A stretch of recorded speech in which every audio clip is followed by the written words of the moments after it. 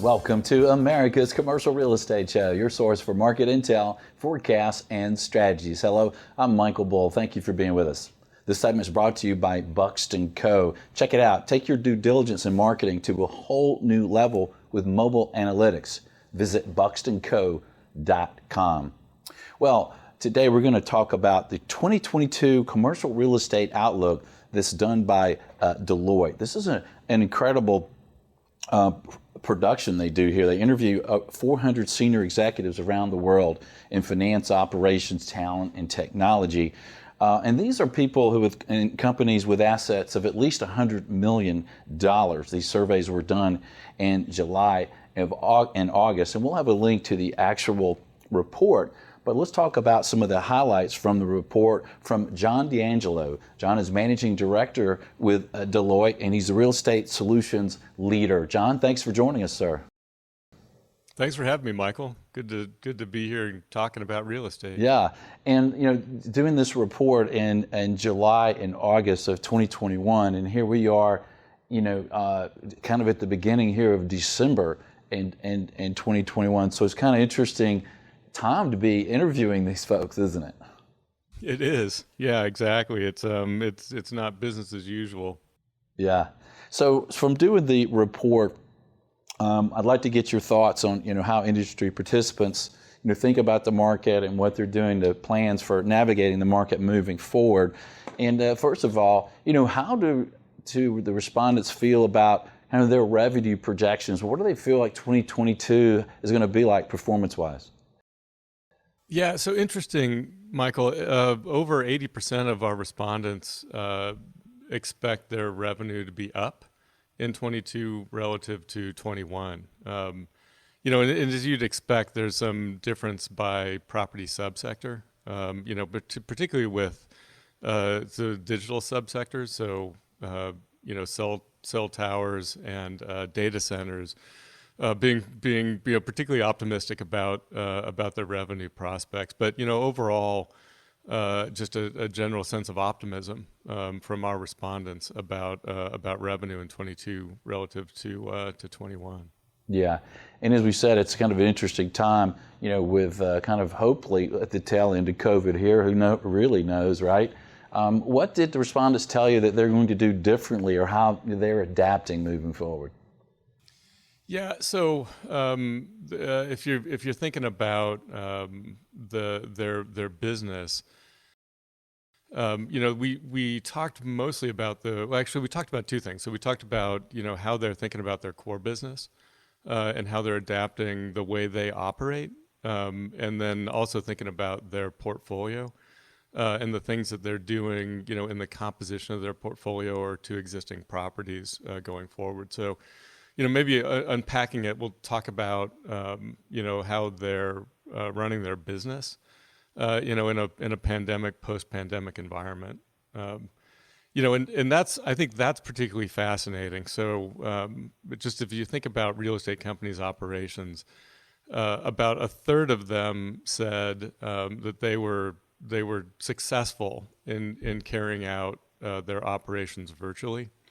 And 2/3 said that they are likely to be in a hybrid working environment for the foreseeable future, or maybe forever going forward. So if you unpack that, there's some wood to chop with respect to optimizing the hybrid work environment or the digital work environment.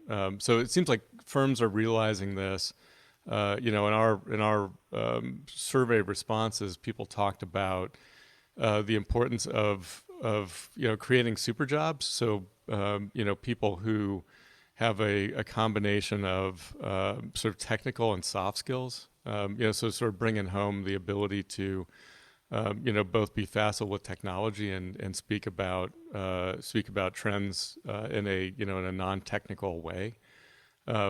And a further third said it's getting really hard to find that kind of talent. So there's a bunch of things kind of coming together in how real estate companies or how our survey respondents are thinking about the way they operate. And I think that's all It's all interesting, and it points to, I think, some real operational transformation that, in some ways is maybe long overdue, and the pandemic has been a tipping point or a trigger impact from sort of being comfortable throwing bodies at the problem to actually thinking about the core operations and the way companies work.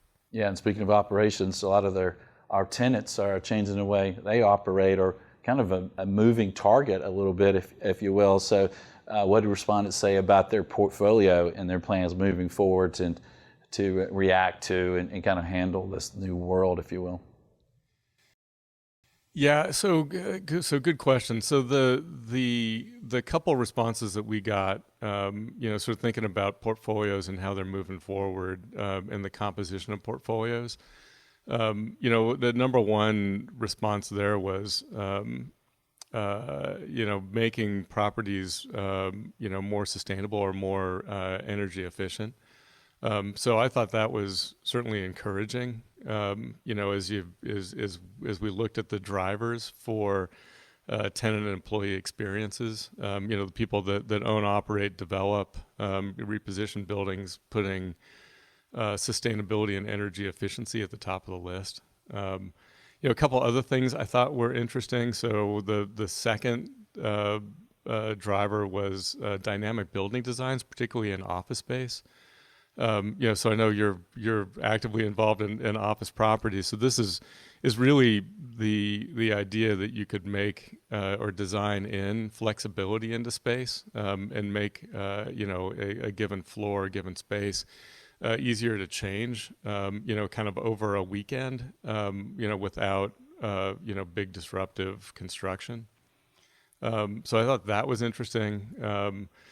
And then the sort of smart buildings, or smarter buildings. Over 75% of our respondents said that smart buildings, were important, but comprised less than half of their portfolio. So if you think about that, it points to people both understanding that there's a need for sort of smarter, more connected buildings.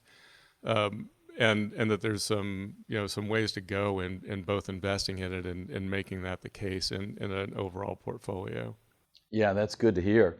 It seems like it's well overdue that we should have more LEED certified buildings, more WELL certified buildings and spaces, and just more technology. It's like when I go into a building, and a lot of buildings I go in, they don't even have LED lighting, and they don't have touchless technology to get in the spaces. And it seems like maybe that's the good coming out of this pandemic, right?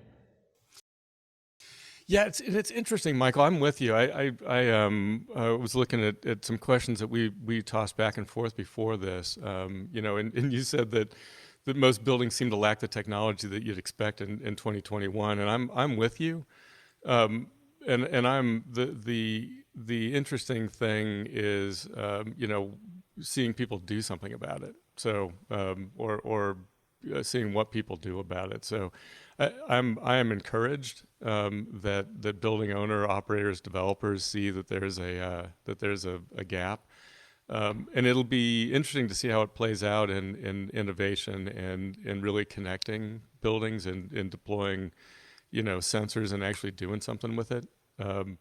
A couple years ago, the response to our survey about the people that had really leveraged IoT data, was surprisingly small. And I'm not sure that the built environment has moved much in the last couple of years, and really, sort of taming IoT data and leveraging it and doing something with it. So I'm hoping that the pandemic accelerates. It seems to have accelerated the understanding that there's something to do here. We'll see how the next months and years play out in terms of people actually doing something about it. Yeah. We're talking with John D'Angelo, Real Estate Solutions Leader with Deloitte, about their 2022 Commercial Real Estate Outlook. Check it out if you will. And John, when you talk to respondents and you're interviewing them about the new normal, if you will, I hate to use that, but how do we get the tenants, especially office tenants, I guess, is mainly what we're talking about here, get the tenants and employees kind of interested in coming back? I assume the tenants will actually come back and in a major part when they feel safe, when they feel it's safe for their employees. But what do respondents say they're doing to kind of help those tenants want to come back and those employees want to come back and be together and potentially be more productive? Yeah, so the things that we're seeing are an increase in awareness of so sensor technologies and showing evidence that the employees are coming to not just a healthy building, is evidenced by touchless experiences, indoor air quality, but also an efficient building in terms of the way the building uses energy, produces waste. So again, I think this is a case where we're seeing major owners, landlords understand that there's a role to play. But it's really early days, in terms of retrofitting existing buildings or fitting tools and technologies into buildings. So we're seeing uptick in apps and creating touchless experiences or allowing better direct engagement of the people showing up, particularly to office buildings or residents and multifamily. But again, I think it's early days, and again, I think we're seeing, the pandemic being, maybe an accelerator for things that we were watching, but hadn't seen widespread traction on, and certainly hopeful that we're going to see, traction as indicated by our survey responses to people's understanding of where they fit in and what they can do to make a building attractive. Yeah. And we're keying in on office here because that's kind of the sector, I think, that has the most questions at the moment for folks. And you mentioned that the outlook for revenues moving forward were strong and positive, but obviously you mentioned too that it depends on the sector. So your office respondents that control and own a lot of office properties, what was their outlook moving forward? Yeah, so interestingly, actually, I'll tell you this. There was one category that office stood out to me in, and that was, with respect to anticipated revenue growth in 2021. So the office was the standout in having 8% of respondents expect significant decrease in revenue. I think it was the only subsector that had respondents say we're really expecting a big dip in revenue, but counteract that with a bunch of employers indicating plans to implement workplace analytics and expand their office footprint. So it's a little bit of a puzzle, right? So there's it's the one place where office owner operators have some pessimism about income, but then sort of counter that with occupiers and even the respondents themselves thinking about their office footprint, potentially looking at expansion. And I think how do you square that circle? I think you square that circle in the fundamental ways that offices are designed and used. I think we talked early in the pandemic about dedensification, and we're seeing that sort of borne out in our survey respondents. Yeah. So anyway, it's a bit of a ramble, Michael, but I think there's kind of a head scratcher in some pessimism about revenue growth and also some indicators that maybe there's optimism, cause for optimism. It's interesting, John, and so the respondents figure there's an 8% revenue drop for their office properties in 2022, right? And how does that differ from a year ago when you did that survey? Yeah, I don't think we didn't ask. So the interesting thing about our survey is, we sort of read the playing field and think about the questions that we really want to ask. So we don't have complete consistency in the report from year to year. But the 8% was not an 8% dip, but 8% of respondents thought that their revenue was going to be down or significantly down in 2022. Now, counter that with 22%. Thought revenue was going to be significantly up. So it's just that last category of, across subsectors, office was the only one that 8% said, yeah, we see a problem. Well, that's interesting. I would think that more of them would have been pessimistic about revenues than 8%.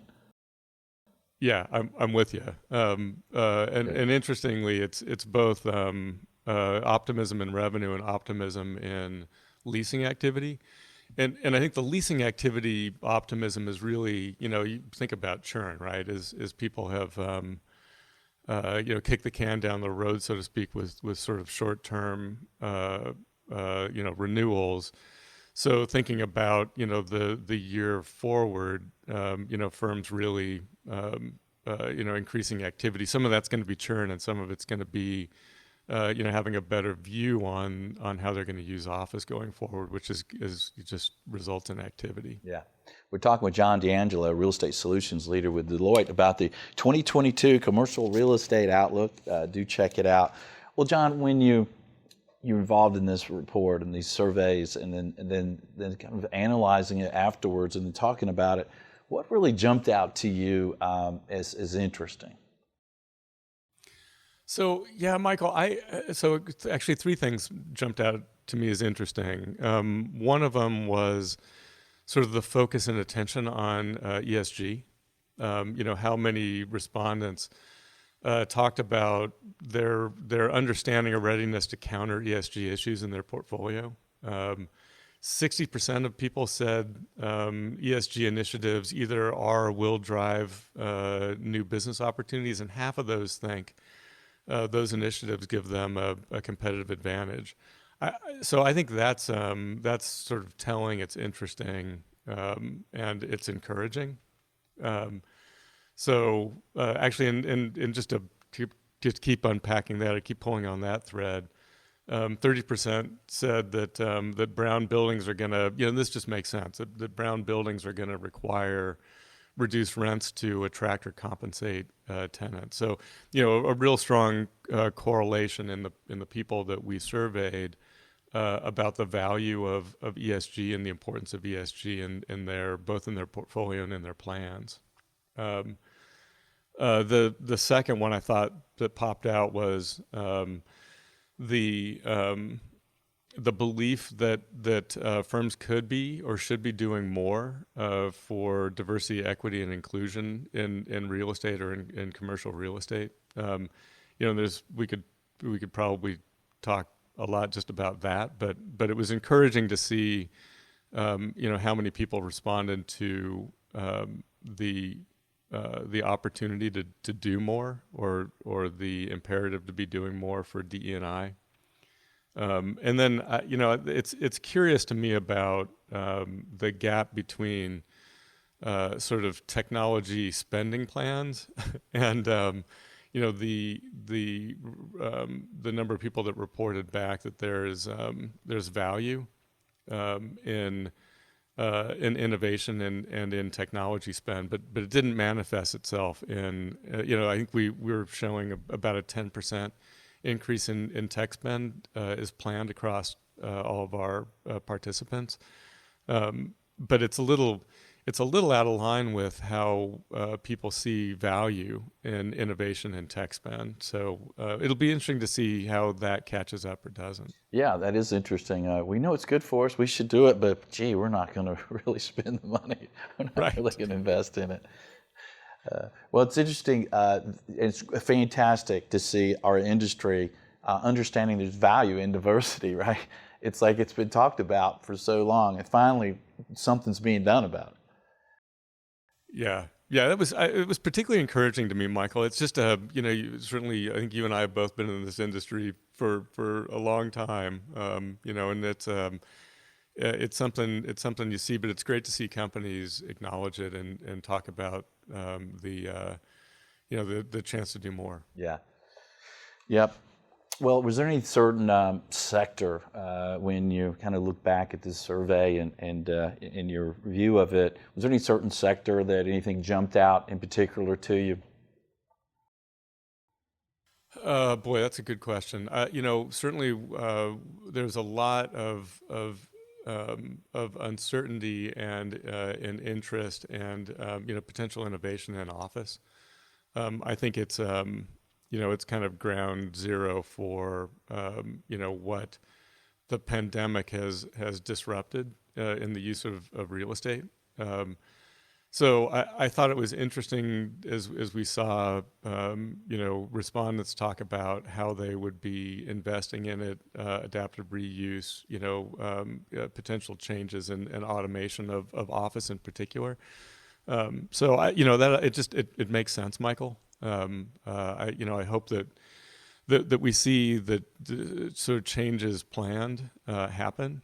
And I think as we'd all know, right, the actual use of office is I think there's been a bunch of rethinking about office and what happens in an office, and when does it happen and why does it happen and what actual work happens. And I think that whole question is healthy. I certainly I can't imagine office going away, but I think the sort of questioning about it, thinking about how does the office support work that happens, is a great thing. Yeah, I remember some really old reports from years ago that suggested that folks that worked from home were less productive than the folks who worked in the satellite offices.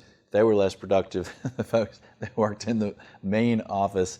And, when you think about your career, do you want to be seen? Do you want to be, around the people you work with and the benefits there? So, I'm in the camp that office is going to come back strong, and that, office space is really cheap compared to turnover. Right. Yep. And then small reductions in productivity, as you know, in your business, can cost these companies millions of dollars. Yeah, well, listen, the folks that are my colleagues who consult with the big occupiers are having really interesting conversations about where is the office, and what's the office, what should the office look like, and how big should it be, and do we have it in the right places? But nobody's asking, should we not have an office? Right. So right. I think that's again, it's healthy to be deliberate. It's great to be thinking about how the office gets used, but it's not a binary conversation, which is great. John, what would you leave our audience with to think about for commercial real estate in 2022?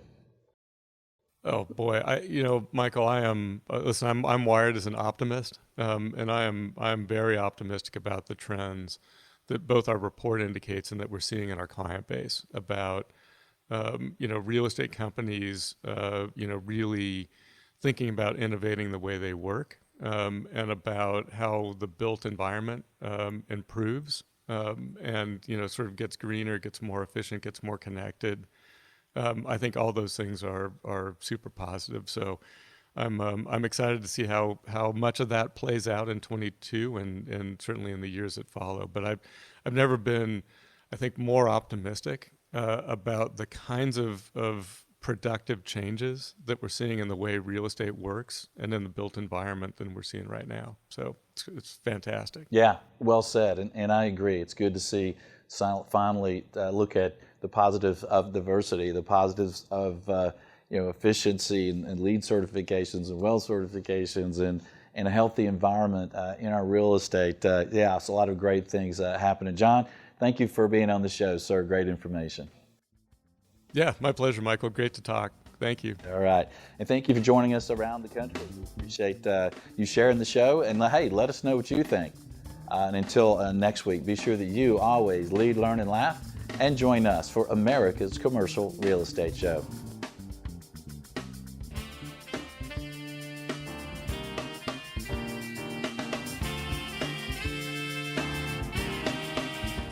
America's Commercial Real Estate Show is brought to you by Buxton. Take leasing, site selection, and due diligence to the next level. Make the right decisions with on-demand mobile data. Visit buxtonco.com. By Bull Realty. For proven commercial real estate asset and occupancy solutions, contact me. My email is michael@bullrealty.com. By Commercial Agent Success. Expert level commercial real estate broker training. Cloud Access One up to 21 one-hour videos. Visit commercialagentsuccess.com. Thank you for reviewing, subscribing, and sharing America's Commercial Real Estate Show.